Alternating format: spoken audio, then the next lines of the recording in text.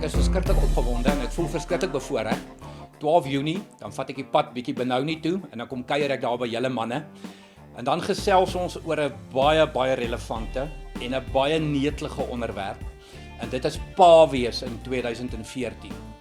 Nou ek is 'n pa, ek is 'n man, ek staan in 'n huwelik, ek staan in 'n werksituasie en ek weet dat man wees vandag is verskriklik uitdagend. Dit is verskriklik moeilik.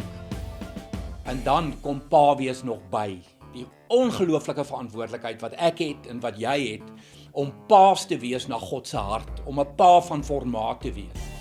Nog verdere druk op dit wat die samelewing alreeds op ons sit.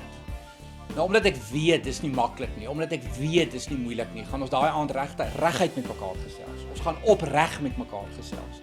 Ons gaan na God se woord kyk daaroor. Wat sê hy daaroor? Hy wat homself pa noem, hy wat homself vader noem. So ek wil jou uitnooi, 12 Junie, heerlike manne aand. Ek kan nie wag om by julle te kom kuier nie. Ek hoop ek sien jou daar.